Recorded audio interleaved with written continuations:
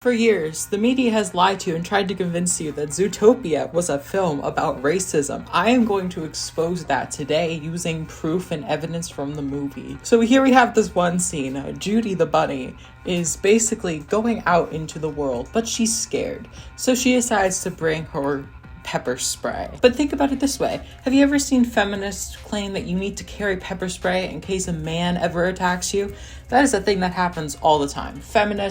Women carrying pepper spray in their purses, right? Women are more likely to carry pepper spray compared to men in an effort to protect themselves from violence. 26% of women carry pepper spray compared to 4% of men. Have you ever seen someone carrying pepper spray because they need to protect themselves from a black person? I've never seen that, okay? This is just another key aspect of the film that is showing you that the filmmakers clearly intended Zootopia to be men's rights activist propaganda. Now, I know what you're thinking. Just because of this one scene, that doesn't necessarily prove it. And you're absolutely right.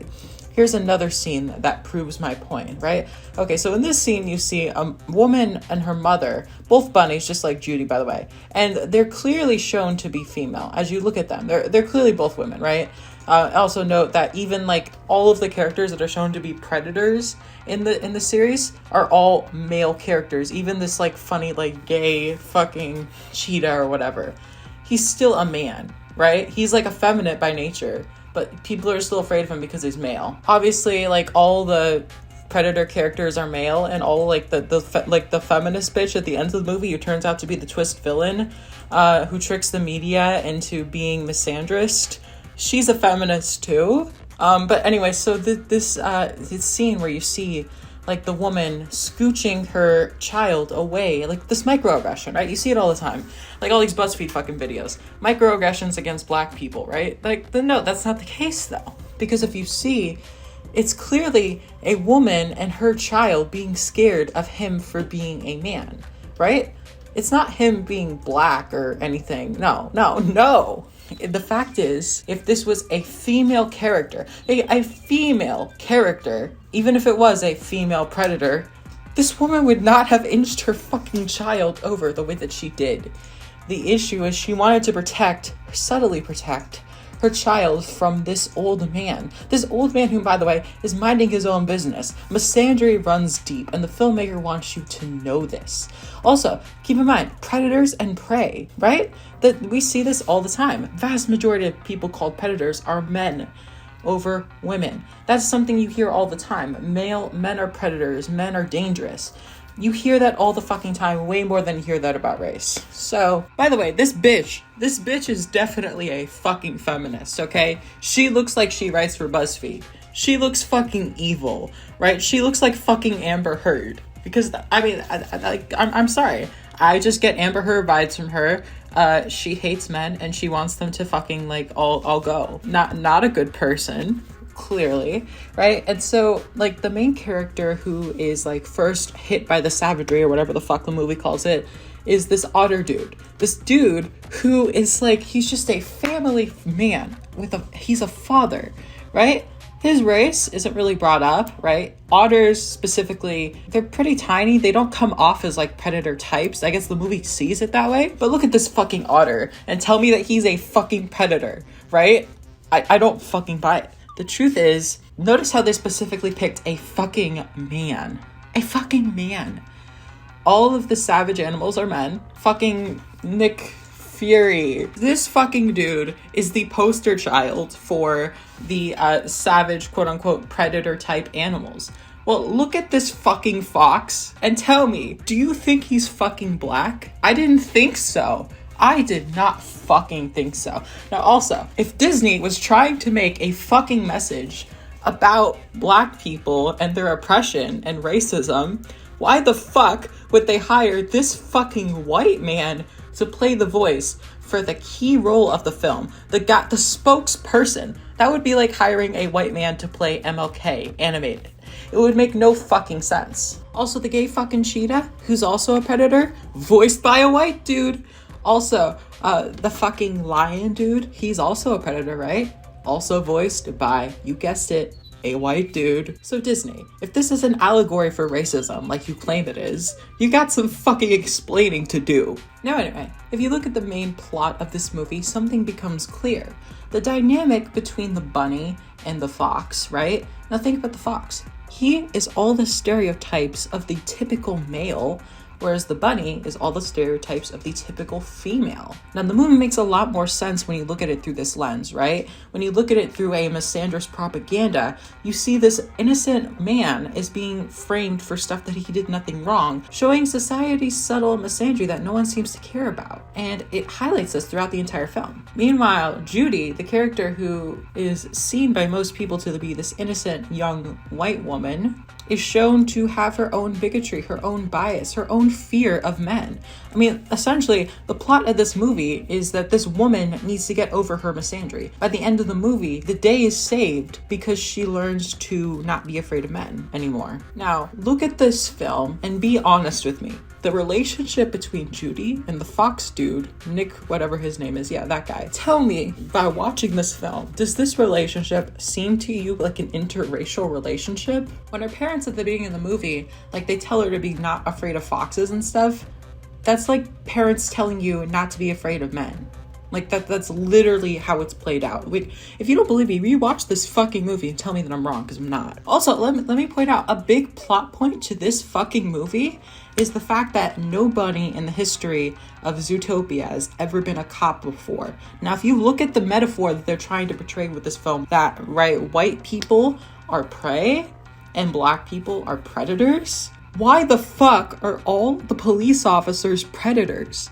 If you look at it seriously, in what world, in America, have you ever gone to a police station and noticed they're all fucking black and that white people are historically discriminated against? No, because that is a fucking lie. The movie loses you at this point. But when you look at the perspective of Judy being this is a misandrous film talking about the discrimination against men, right? It makes a lot more fucking sense because there's a lot more men that are police officers than women. So to say that Judy would be the first ever woman to be a police officer makes a lot of sense when you look at this movie as an allegory speaking. Because in what fucking world have white people ever been discriminated against, prevented from being cops? No fucking world. There is a scene in this fucking film where Judy the bunny points out how all the people who are perpetrating violence are all fucking men or all predators or whatever, right?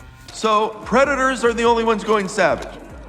That is accurate, yes. Now keep in mind, this movie is supposed to be an allegory for race. But if you look, I see all the time from feminist spaces, they always say, well, actually, it's okay to be misandrous because men are the ones committing all the crimes. This is exactly what you see in this scene. Judy thinks that she's just telling the truth. She's just trying to state the facts. She knows that this will cause a hatred against men, and she's not exactly thrilled for it, but she doesn't want to lie. She's like, well, yeah, men are the ones causing most of the crimes. This is feminist propaganda designed to fuel societal misandry. Notice how she says it may be a biological component, something in their DNA. It may have something to do with biology. What do you mean by that? A biological component, something in their DNA. Right? This is the same. I see TERFs making this argument all the time. I see feminists make this argument all the time that men are just wired violence. There is this one fucking awful shitty video that said like men are just primed to be violent. Violence and aggression are hardwired into human males. That makes assaults, homicide, and mass shootings a natural outcome of our evolutionary heritage. So if that's the case, no man should ever be allowed to buy a gun. I probably shouldn't even have a driver's license. For the good of society, anyone unlucky enough to be born with a Y chromosome should probably be incarcerated before they reach puberty. Better yet, with the exception of a few lucky breeding studs, most males should be castrated at birth, like Coke's roosters. If our behavior is so fixed, then maybe men should be too. This is a thing that happens all the time in our society, and Zootopia points this out. Thousands of years ago, predators survived through their aggressive hunting instincts. For whatever reason, they seem to be reverting back to their primitive savage ways. Have you considered a mandatory quarantine on predators? Notice, thousands of years ago, they survived by their primitive hunting instincts.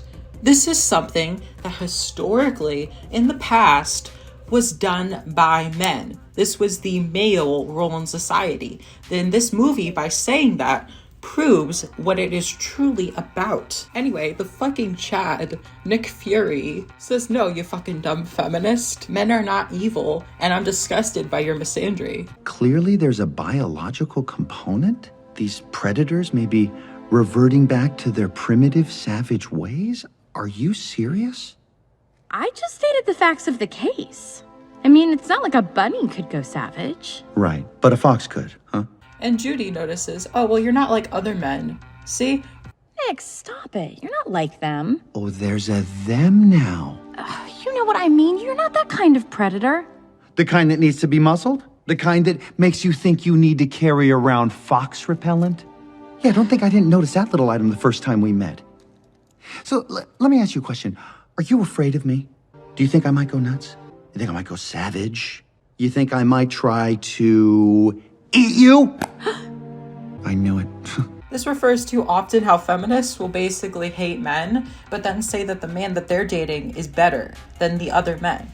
You've seen this all the time. I mean, you know what I'm talking about. You've seen this fucking in feminist spaces.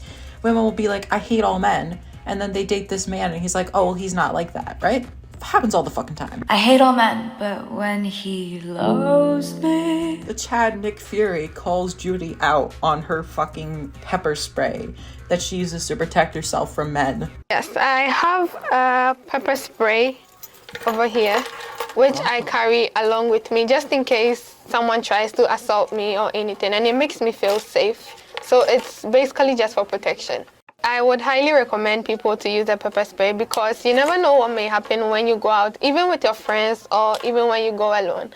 So having a pepper spray is just some kind of protection to use for emergencies. In the scene, you see how Judy, the buddy, is afraid of the fox because of his physical traits being born stronger due to him being male.